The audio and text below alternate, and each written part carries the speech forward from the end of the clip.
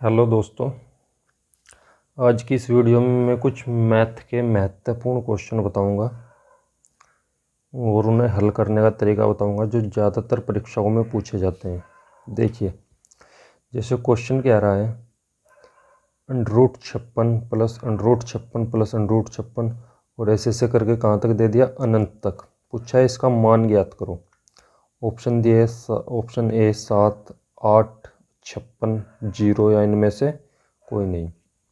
तो कभी भी अगर ऐसी सीरीज आए और कहाँ तक पूछा हो, अनंत तक, और उसका मान ज्ञात करना हो, तो उसे हल करने का तरीका क्या होगा। जो हमें यह संख्या दी है, √56, कितना दिया है हमें, 56। तो इसके ऐसे टुकड़े कर लो, इसके ऐसे फैक्टर कर लो जो क्रम के अनुसार हो, यानी जिनका अंतर कितना हो, 1, जिनके बीच का अंतर कितना हो, 1। तो 56 को क्या लिख सकते हैं हम, 7 गुणा 8, 56। 7 गुणा 8, इसका मान क्या होगा, 56, यानी 56। तो हमें हमेशा फैक्टर ऐसे करने हैं इस क्वेश्चन में कि उन दोनों का अंतर, इन दोनों का अंतर कितना हो, 1। अंतर कितना आना चाहिए, अंतर हमेशा 1 आना चाहिए, यानी दोनों संख्या क्रम के अनुसार हो। क्या ध्यान रखना है, ध्यान रखना है चिन्ह। यहाँ प्लस का चिन्ह है, क्या है, प्लस। अगर चिन्ह प्लस है तो जो उसका बड़ा वाला होगा, यानी 8, वो उसका क्या हो जाएगा, आंसर। वो क्या हो जाएगा, आंसर। यानी जो भी इनमें बड़ी संख्या होगी वो क्या हो जाएगा, उसका आंसर। ध्यान रखना है कि अगर चिन्ह प्लस है तो जो बड़े वाली संख्या होगी वो उसका क्या होगा, उत्तर होगा। उसके बाद अगले क्वेश्चन में क्या रहा है, वैसे ही जैसे अगला क्वेश्चन है, इसने दिया है √42 प्लस √42 प्लस √42 और कहाँ तक, अनंत तक। अब इसका मान ज्ञात करना है। तो क्या बताया हमने कि 42, यानी जो संख्या दी है 42, उसके ऐसे टुकड़े कर लो जिनका अंतर कितना हो, 1। तो यानी 42 को क्या लिख सकते हैं हम, 6 गुणा 7। कितना लिख सकते हैं, 6 गुणा 7। और यहाँ क्या का चिन्ह है, प्लस का चिन्ह है। क्या का चिन्ह है, प्लस का चिन्ह है।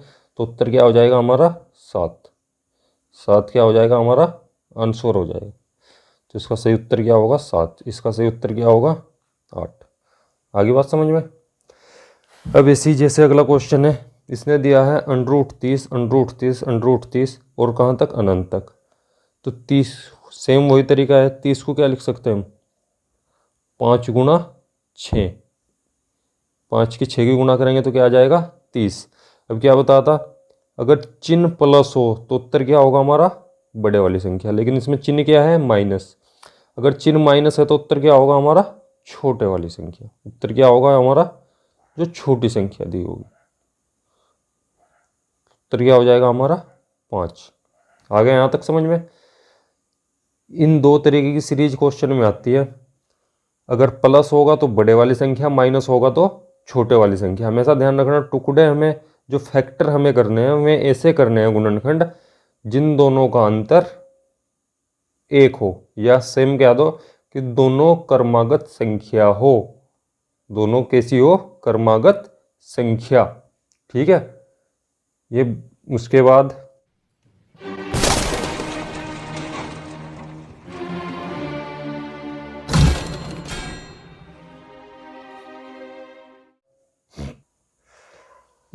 एक अगला क्वेश्चन ये है,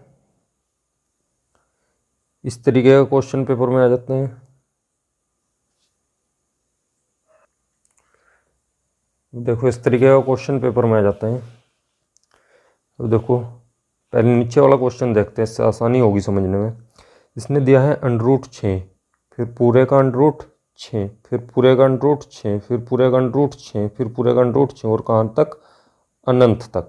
कहाँ तक दिया है, अनंत तक का। इसका मान ज्ञात करो। अब देखो, अगर कभी भी ऐसी सीरीज दे दे, इसके बीच में कहाँ का चिन्ह है, गुणा का। प्लस माइनस वाला मैंने बता दिए। अब देखो, अगर गुणा में दिया हो और कहाँ तक, अनंत तक दिया हो, तो ध्यान रखना है इसका हमेशा उत्तर क्या होगा, जो भी संख्या यहाँ पे दी हुई है वही उसका क्या होगा, उत्तर हो जाएगा। यानी अगर यहाँ पे 6 दिया है तो 6 ही क्या होगा, इसका आंसर हो जाएगा। लेकिन ध्यान रखना है कि अनंत तक दिया हो। कहाँ तक दिया हो, अनंत तक। अगर हमें ऐसे करके दे देता कि √9 ऐसे ही आगे कहाँ तक दे देता, अनंत तक, तो इसका मान क्या आना था, 9। इसका आंसर क्या आता, हमेशा 9 आएगा। इस तरीके का क्वेश्चन ज़्यादातर पेपर में पूछा जाता है और इसका ज़्यादातर बच्चे उत्तर लगाते हैं 3, जो हमेशा क्या होगा, गलत होगा। अगर अंडर में हमें दे रखा है और अनंत तक दिया हुआ है तो जो भी संख्या हमें दी हुई है वो ही उसका उत्तर होगा। बस ध्यान रखना है हमें कहाँ तक हो, अनंत तक हो।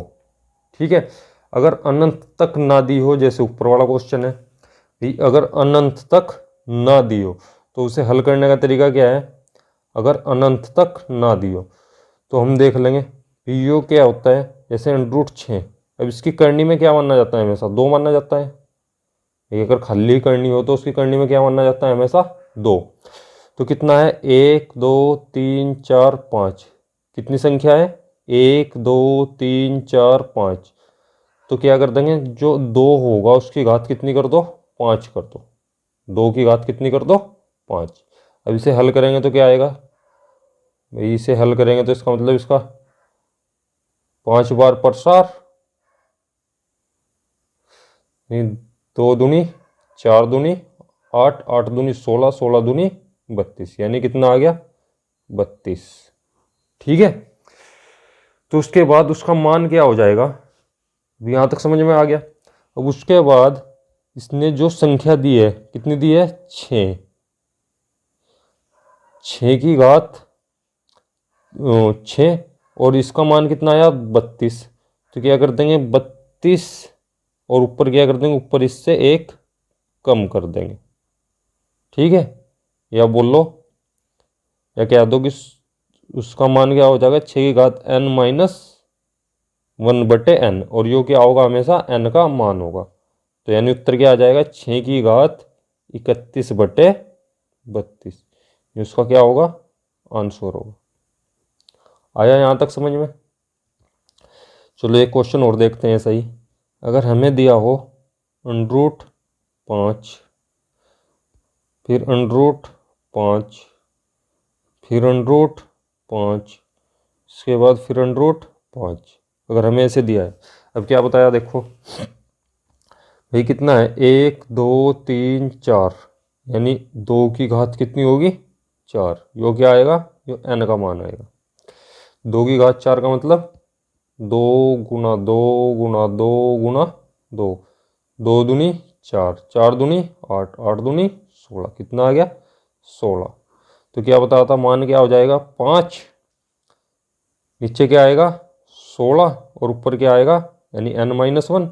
यानी इसमें से 1 कम कर दो, किसमें से, 16 में से। 16 में से 1 गया तो यानी उत्तर क्या हो जाएगा, यू आ जाएगा।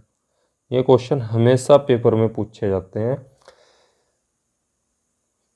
इन्हें एक बार अच्छी तरीके से वीडियो को दोबारा देख लेना। अगर वीडियो पसंद आए तो इसे लाइक और शेयर ज़रूर करें। अगर चैनल पर नए हैं तो चैनल को सब्सक्राइब जरूर करें। मैं आपका दोस्त ऐसी ही वीडियो हमेशा बार बार लाता रहूँगा।